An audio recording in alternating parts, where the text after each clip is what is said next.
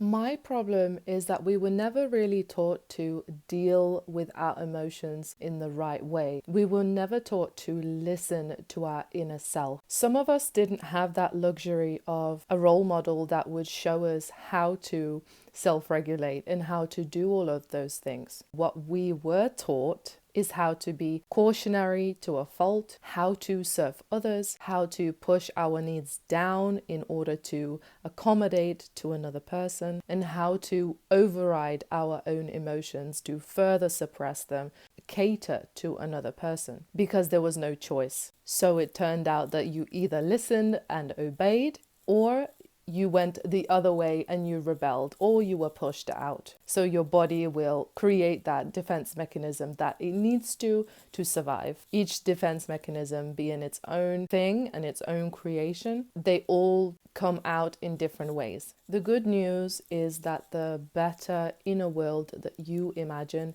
is possible. And it begins with not fearing our own inner world and our emotions. You can have any external environment that you want. It truly doesn't matter. What matters is how your life can be so much more richer and better when you have a connection with yourself, when you're able to self-regulate, when you're able to have emotional clarity within yourself, and you can finally breathe. So in this video, let's break that down. If you've tried everything and nothing is working, if your mind is fighting against itself, if there are painful emotions that are coming up and you don't know how to deal with them, this video is for you. First step is I want you to understand that your mind is going to find its own distractions. It's going to start running away from the emotions that you're feeling. Let's start slowly from outward and go slowly inward.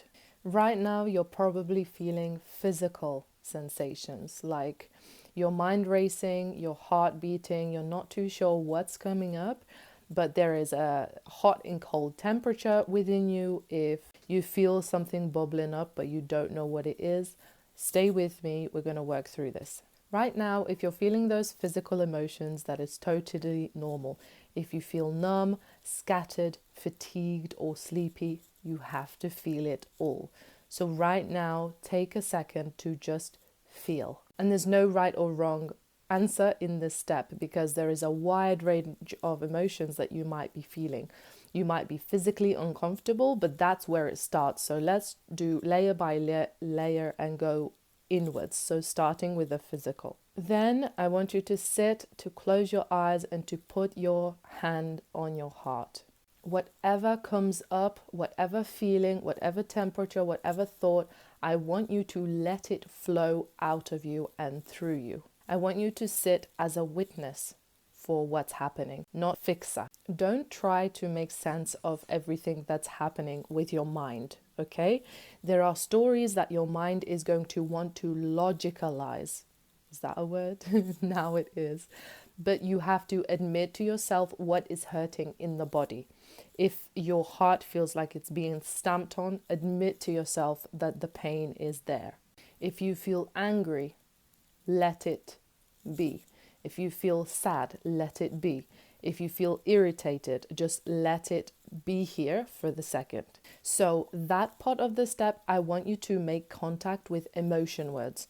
So first you felt the physical sensations of hot and cold, physical uncomfortability, pain. Now I want you to feel the emotion. Make contact, put your awareness into an emotional word that you might be feeling. So we need that label, we need that name. In this stage, with whatever comes up, I want you to ask yourself 3 things. Number 1, what happened actually? So this could be context dependent. There is a range of things that you might be feeling and what's actually happened. But I want factual. What happened? So you can get a piece of paper if you want to really physically get this information out, okay?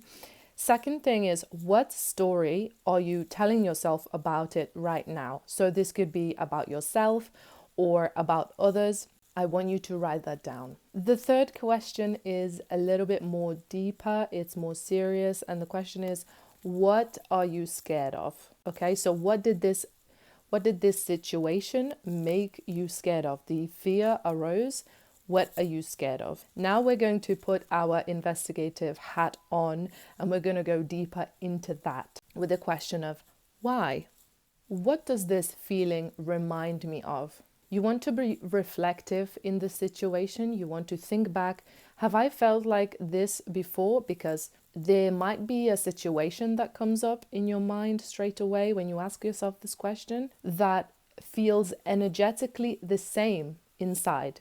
But the situation and the external might be different. So you might say, it reminds me of when I was a kid and my parents blah blah blah, or my friend blah blah blah, or my whatever blah blah blah, this happened and then I felt this same feeling. That's the idea that I'm trying to get you to do. Another thing to remember is that sometimes we will have cover emotions. Okay, so we might feel anger, but what's underneath the anger? The anger is trying to protect the sadness and the feeling of helplessness, which means that if you feel helpless, you want to protect yourself so that you can fight and that you can be protective of that part of you that cannot do anything, like a little child, right? You want to protect that part. So this is where the cover-up emotion comes to protect you. We want to understand the emotion on top, and then we want to understand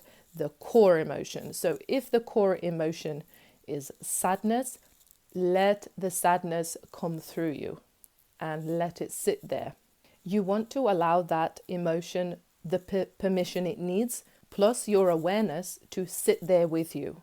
Like a child or like a friend, you would just sit with them just to make sure they're okay. That's all you have to do. You don't have to do anything with it. You don't have to stop feeling it, to change it. You don't have to do anything in this moment in time. As you are sitting with this emotion, I want you to say within yourself, I'm allowed to feel this emotion and at the same time to be safe.